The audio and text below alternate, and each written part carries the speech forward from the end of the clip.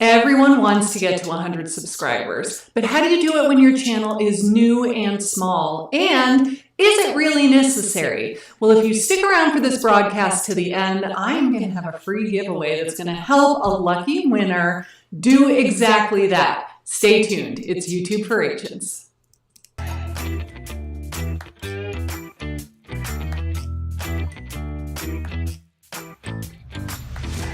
Welcome back to YouTube for Agents, where I help real estate agents dominate their local markets by making free YouTube videos that get them more clients, more closings, and more commission checks. Booyah! I am coming at you live today. Are you enjoying these Thursday live streams? You know that this is a relatively new thing for me, but I'm having so much fun because I really enjoy connecting with all of you in the community, in the comments, and having you here live with me is pretty awesome. So for those of you that have not met me before, my name is Karen Carr. I am a realtor in Savannah, Georgia. I am the author of YouTube for Real Estate Agents, and I am the creator of the coaching program YouTube for Agents. So thank you for joining me. If you're watching on the replay, I appreciate it. But if you're here with me live now, this is awesome. My audio has an echo, says Eric. All right, sound man, you figure out why that is. We have the same setup that we have always had, although I do have my microphone closer to my mouth. I wonder if that is the reason why. Hey, Lake Lanier Homes, Jillian. Fort Worth, Texas Homes. Oh, so David says you've got an echo too. All right, let's figure it out. We are working on it. Thank you for letting me know. All right, we are checking our built-in microphone and the audio device. Use echo cancellation is on. Really? Everybody says they hear an echo. All right, what if you take use echo cancellation off? What if we do that? Who knows if that will work or not? All right. How about now? How about now? Do we have an echo now? We'll keep going. In any case, we are going to have a free giveaway today. So here are the rules. You must be present to win. So I'm going to announce the winner at the end of the broadcast. And if you are on with me live at the end of the broadcast and I call your name, you are the lucky winner. However, if you have bailed, sorry, you snooze, you lose. We're going to move on to the next person. So here is what you are going to win. Tell them what they're going to win, Johnny.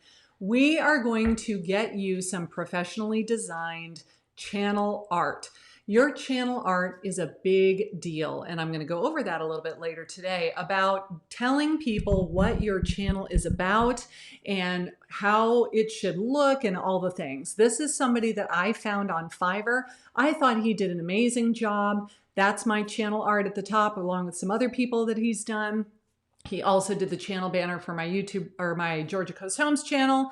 And so if I call your name, I'm going to hook you up with this guy so that he can make your channel art, and it will have whatever you want to have on it, but it will be professionally designed so that you don't have to do it yourself. So if you want to enter, here's what you're going to do. In the comments, you're going to put hashtag winner. Hashtag winner. And then at the end of the broadcast, when we're ready to pick somebody, we're going to look in all the comments and pick somebody that has typed in hashtag winner. So, all right. Echo's gone. Okay, thank you. You know, it's always a learning curve, isn't it? There's always something. Yesterday, I tried to go live into my Facebook group. And when I tried to get my guest to share her screen, we lost all the audio. And so we had to move over to Zoom. So it's always something. Live streaming, I've decided, is just a luck of the draw. I'm learning a ton by doing this every single week, but flawless it is not. So I appreciate your patience with me and all of your feedback. Hello from New Jersey, says Randy. Scott, the racing realtor, awesome. Yay, look at all the people. Oh, Christy Bell, I'm sorry, you're disqualified because you spelled winner wrong. You have a typo, I think. I saw Winnie, although I kind of like that too. Winnie. Awesome. Let's move on to our question of the week, shall we? This one comes from Sarah Maslowski. Hopefully I said your name correct. She posted in our Facebook group and said, what are your thoughts on market update videos? I think they're a good idea, but they also walk a tight line of being kind of boring. What are your best practices when doing monthly market update videos? So if you have followed me for any length of time, you know that I don't really do a lot of market update videos. For me personally, I think they are incredibly boring. I am not a numbers person. I much prefer to talk about the feeling of the house as opposed to the numbers of the house. And so I don't do a ton of market updates, but the ones that I have done, I've tried to make them not stats. Because does anyone really care how many houses are on the market, how many went pending, how many sold? Like, they don't know. If you tell them 358 houses went pending, they're like, so was that good or was that down? I mean, I don't know. Unless they watch every single one of your market videos, I don't think they know. Instead, I would tell them, what does that mean for them? If you're thinking of selling, is it a hot seller's market or is it a buyer's market? Are they going to have to be flexible on their price? Are they going to be expected to give a lot of concessions? If they're planning on buying, does it mean they're up against multiple offers? Does it mean that they've got their pick of houses right now because there aren't a lot of buyers out there looking? Tell them what it means to them, and maybe it would be a little bit more interesting. I don't think that you need to do it weekly. If you wanted to even do it monthly, okay, I guess you could, but I don't know. You're going to have to look at your analytics and decide, are people even watching these videos or not? And if you're not getting a lot of views, I'm going to say, Fort Worth, Texas, David Fleming. I've been doing them and people jump off at minute 2 minutes and 30. And yours are what, like 10 minutes long? So if your watch time retention is telling you that people bail after the first couple of minutes, then it's probably not super engaging content. So maybe try to mix it up, and instead of just displaying a bunch of statistics and numbers on the screen, tell them what it means for them. My friend Christina Smallhorn is great at making videos where she would do characters and she would act like other people. So when I did my first market update video, I took a rule from her playbook or a play from her playbook or whatever that. I don't really follow sports, as you can obviously tell. Anyway, I dressed up in characters. I tried to make it funny. I think that's the only reason why people watch that video at all, because quite honestly, reading off stats is not my forte. So if you're going to do market update videos, look at your analytics. If people are not watching the videos, then I think you have your answer right there. So let's get into today's topic. How do you get your first 100 subscribers? For those of you that already have 100 subscribers, how long did it take you? I'm curious to find out. It took me months. It was not a fast process. So comment down below with how long it took you to start, well, until you got to your first 100 subscribers. I would love to hear it. So let's talk about how you're going to do that. So let's share the screen and I'm going to show you some examples. This is Eileen Guildbow. She is a realtor in Las Vegas. This is what her channel looks like. I love it for so many reasons. Number one, I immediately know what her channel is about. When I am just scrolling and this shows up and I glance at it, I understand exactly what the channel is about. I know where she's located. I know what the kind of vibe of the channel is going to be based on the branding. I know what kind of content I can expect to see on this channel. I see her face, I see her posting schedule, all of the things. And so Eileen, well done. I think this is a great example of a well thought out homepage, because when somebody arrives on your channel, they need to know, like, what is this channel about? Should I subscribe or should I not? Are you posting consistently? If you're not consistent, they're not going to hit the subscribe button, and they need to know what's in it for me. Why should I care about this channel? Why should I consider subscribing? So having good branding and consistency and a clear value proposition for the viewer is key. So does your channel art tell people what your channel is all about? I hope that it does. If it doesn't, and you're commenting with #winner, one of you guys were going to hook you up. But you know what? Even if you don't win, you can still go on Fiverr and get somebody to make your channel art. It's not going to cost all that much money. Now let's talk about, let's see, do we have any comments in here that I can subscribe? So Harry says it took him about 6 months. Scott said it took about 6 months. Patrick, it took you less than 30 days. That is awesome. I think it took me about 3 months, if I remember correctly. So that is super awesome that it took such a small, short period of time. Very cool. Philip says Trevor Jones does great market updates, out on location, theme-based. Okay, that is a very good example. If you're going to do market updates, you just don't want to stand in front of a whiteboard rattling off number. But Trevor goes out into the community and he's showing what he's talking about, making it a lot more interesting, a lot more engaging, a lot more fun to watch. So yes, thank you for bringing that up. Cool. All right, let's talk about organizing your homepage, shall we? And we're going to show you an example of not a greatly optimized homepage. So Dakota, forgive me. I don't know who you are. If you're watching, I'm sorry, but I'm going to give you some free advice. When I arrive on your channel, I have no idea where you're located and I have no idea what your channel is about. So the photo in your cover art, maybe if I live there, I will recognize it, but nobody else does. This was Dayton, Ohio, I think is what I Googled. And I can't tell where you're located. I can't tell what the channel is about because the name of your channel is just your name. There's no organization on the homepage. It's just a chronological lineup of all of your videos from most recent to oldest. So if I didn't see your brokerage logo on there, I truly would really have no idea what the channel is about. And you've got to remember that people are searching on their phones. They're watching on their phones these days. How big is the screen of your phone? It's not that big. So if they're scrolling and they can't immediately tell what your unique value proposition is, why would they subscribe? They're just not going to do it. So you want to let people know what the channel is about and then have a really well-designed homepage. And did you know that you can design the layout of your homepage? I know a lot of people don't know this, so let's show an example of what you can do.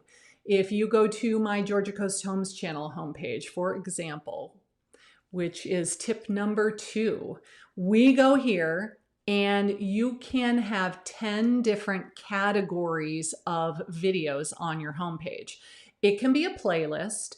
It can be several playlists side by side, but it can just be categories that make sense. So this was actually an idea that I got from Tim Schmoyer. I follow him on YouTube and I looked at his channel and he had a playlist called New to My Channel, Start Here, which I thought was pretty brilliant. So I implemented this on my own channel.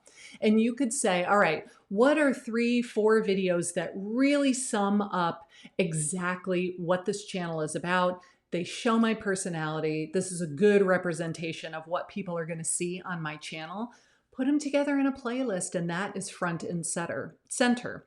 You can have a category of your most popular videos, the ones that have gotten you the most views. So it's kind of social proof when they arrive. They're like, oh, the very first video I see had 8,000 views. That's pretty awesome, right? You can make playlists based on interests of the viewer. You could make a category of neighborhood tours. You could make a category of stuff for sellers, stuff for buyers, stuff for first-time buyers. If your channel has a niche, and I hope that it does, you could make a playlist of information that is very specific to that niche. And you can easily do this by going to your channel. If you are logged into your channel, when you arrive on the channel homepage, as though you're the viewer, there's a great big blue button that says Customize Channel. Click on it. Experiment. See what is available to you in there. There's a lot available in there, but if you don't click on it, you're never going to know. So go lay out your homepage in a way that is not only visually appealing, but it makes sense for the viewer as well. Cool. All right, let's see what questions we got. What questions do we have over here? Katina Willis, I got 57 subscribers without even trying. Once I decided to be a YouTuber, I got 130 days. That is amazing. That is not normal. So good for you that you got that many that quickly. I think that's super awesome. However, she did say something kind of telling in there. She said, once I decided to be a YouTuber, which leads me to believe that you have a large following on other channels. So let's talk about that. If you have a big following on Instagram or on Facebook, by all means, tell those people that you're starting a YouTube channel and ask them to subscribe. If they already know, like, and trust you, they're going to want to support you and they're going to want to see what you're doing over there.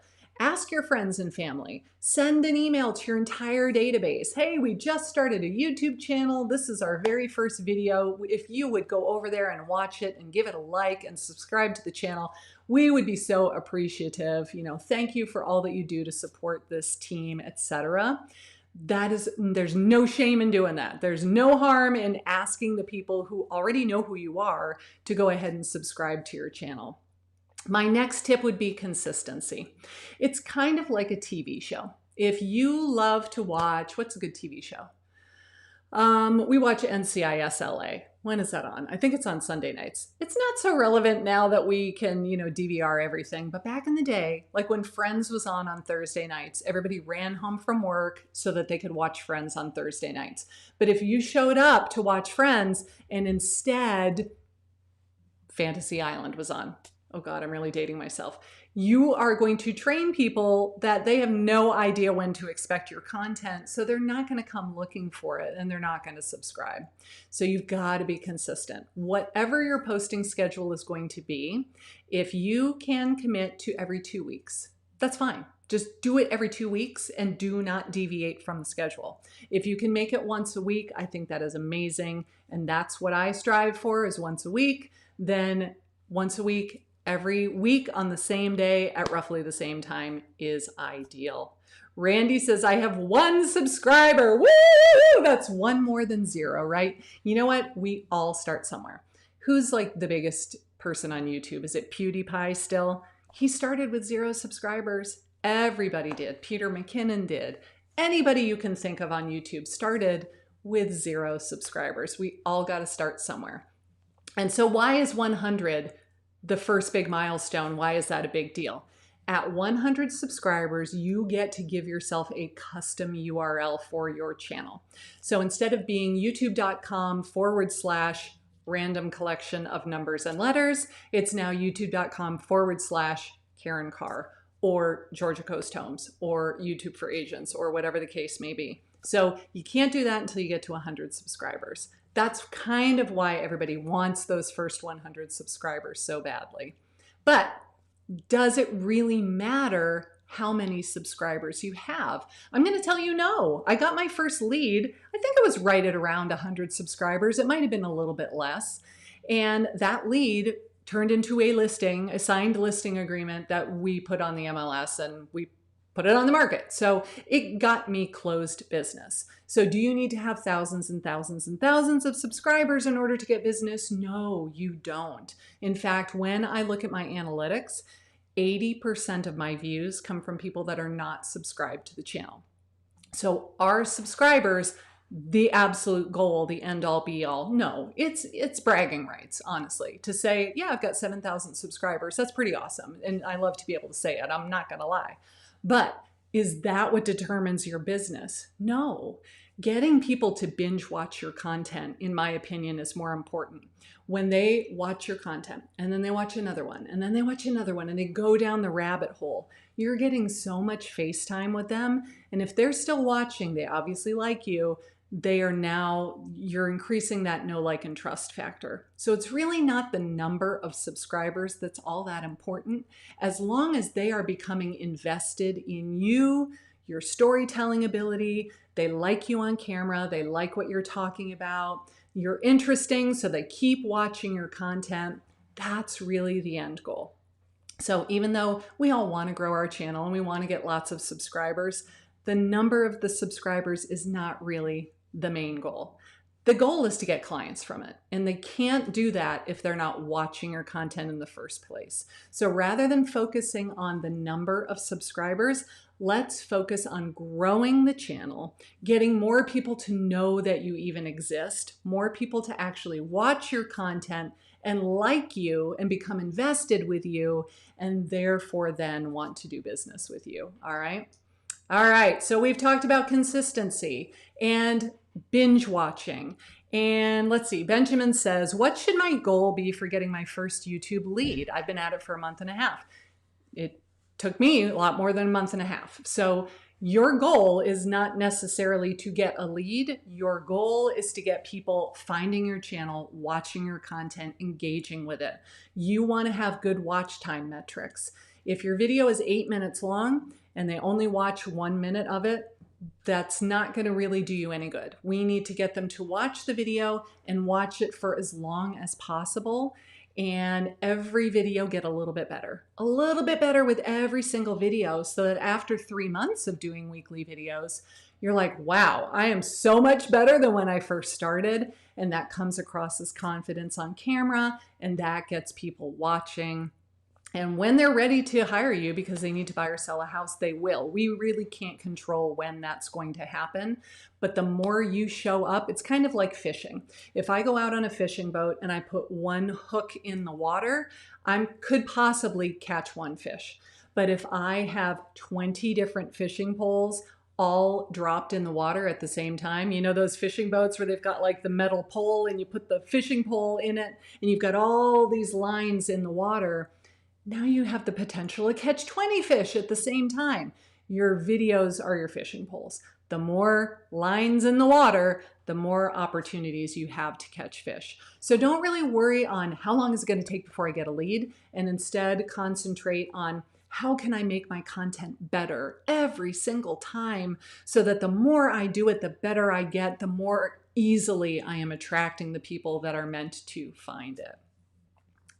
All righty. Let's see. Christy, is it okay to post more often but stick consistently with the set schedule? Of course, if you want to post more often. So I would say if you have every Tuesday is your posting day, but then you post more than that, that's great.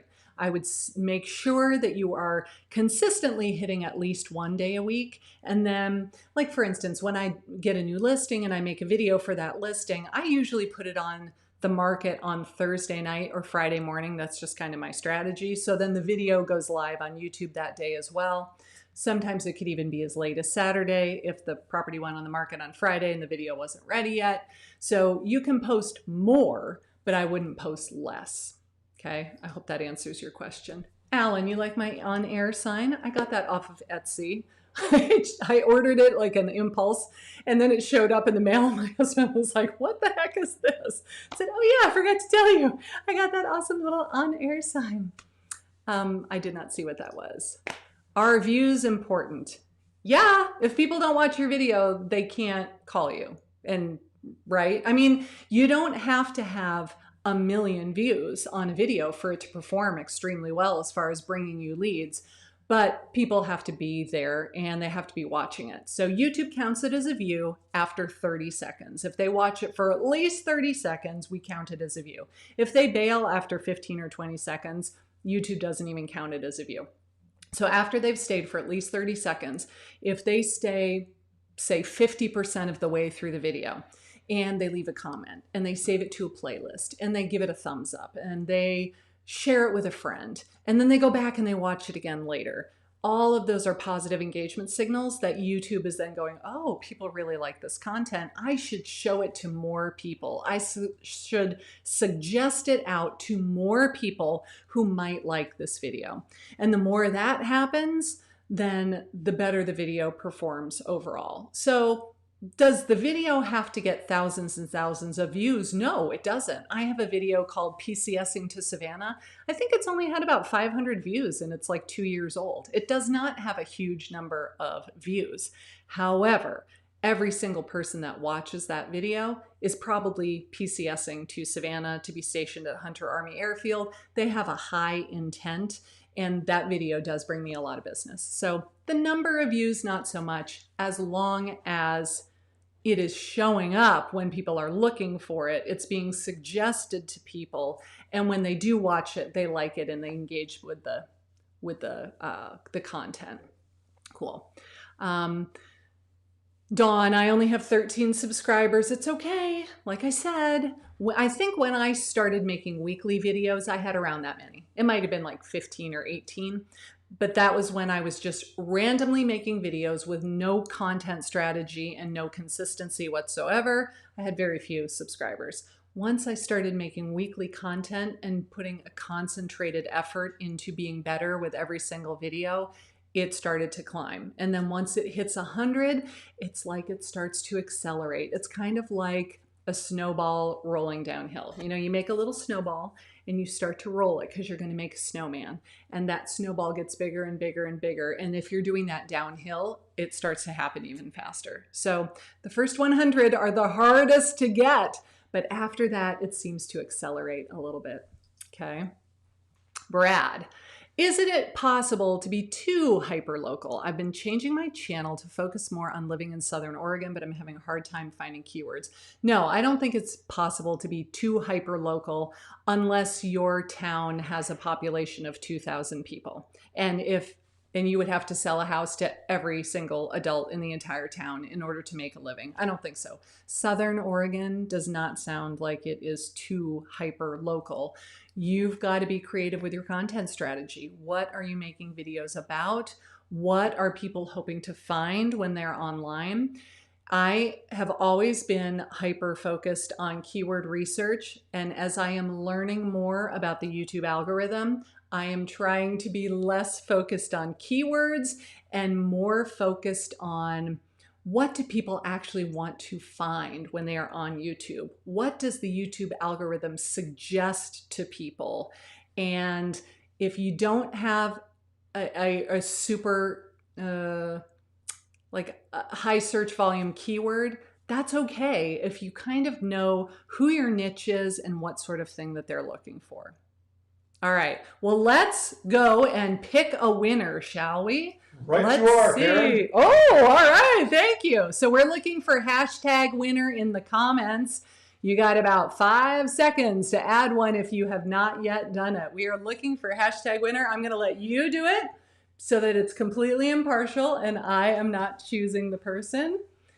I'll give the mouse wheel a spin. I was watching Pat Flynn's live show that he did the other day, and he bought one of those Wheel of Fortune big spinners, only it's like this big. And so he would spin the wheel. It was like, that's so cute. I should go get the little wheel of prizes and put that in my office. All right, are you going to pick one? Maybe. I'm still spinning. You're still spinning. All right, let's see what I can. Here we go. All right, we're picking one. Donna Iannacino. Did I totally butcher your name? Congratulations. I think we are friends on Facebook, aren't we? So if not, I will find you on Facebook. I will send you an instant message. We will figure out how to get this all done. But congratulations. That is really awesome. I'm excited that you're going to do this. So having some really beautifully designed channel art is awesome. And it will definitely make your channel look way, way, way better. If you have not yet signed up for my thumbnail workshop, don't forget that that is Wednesday, May 20th at 3 p.m. Eastern. And that is when we are going to go live together on the internet, of course, because everything's virtual. We are going to create a thumbnail design for you. Everyone is going to do this together. We are going to design the template that you can then use over and over and over again. We're going to talk about the elements that go on the thumbnail to make it eye-catching and make people want to click on it. If you're one of my coaching students, it's included with your program, and if you are not, it's a whopping $37. I will put the link in the description down below. If you would like to join us for the thumbnail workshop, that would be awesome. Hopefully you will learn a ton about how to make your thumbnails look great. Do we have any other questions that you wanted me to answer? Well, don't just point to it, put it on the screen. Kim Hines. Oh, yes. I want to learn more about Karen's course. Awesome. You can go to youtubeforagents.com and learn all about it. And I'll put more information in the description box down below about that as well. Okay. So thank you so much for joining me today. I hope that you found this useful. I want to see you all overhaul your channels so that when we arrive there, we know exactly what you're all about and what's in it for me. Why should I subscribe?